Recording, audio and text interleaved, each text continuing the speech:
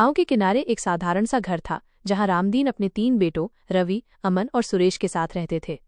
रवि, सबसे बड़ा बेटा, बचपन से ही पढ़ाई में बहुत तेज था। अपने पिता की मेहनत और अपनी लगन से वो आईपीएस अफसर बन गया। अमन, बीच वाला बेटा, जिंदगी में सही राह की तलाश करते करते बेरोजगार रह गया। और सुरेश, सबसे छोटा बेटा, खेती करता था। रामदीन का सपना था कि उनके तीनों बेटे अपने अपने तरीके से आगे बढ़ें, लेकिन हकीकत कुछ और थी।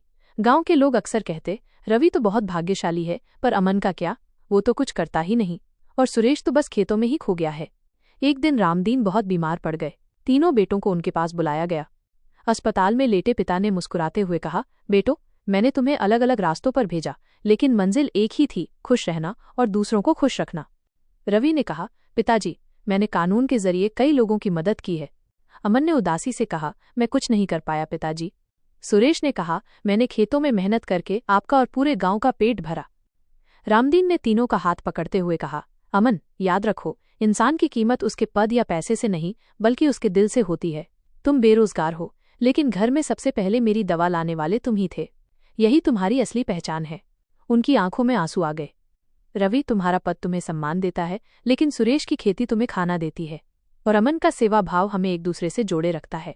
तुम तीनों मिलकर ही मेरा गर्व हो। पिता के इन शब्दों ने अमन के अंदर की हीन भावना को तोड़ दिया। उसने ठान लिया कि वो भी काम करेगा। उसने गांव में एक छोटा सा कोचिंग सेंटर शुरू किया, जहां वो गरीब बच्चों को मुफ्त में पढ़ाता था। कुछ सालों बाद तीनों भाई अलग अलग तरीकों से गांव की सेवा कर रहे थे। रवि कानून और सुरक्षा के क्षेत्र में, अमन शिक्षा के क्षेत्र में और सुरेश खेती के क्षेत्र में। रामदीन अपने बरामदे में बैठकर अपने बेटों को देखते और मुस्कुराते हुए सोचते, लोग चाहे जो कहें, मेरे तीनों बेटे विजेता हैं।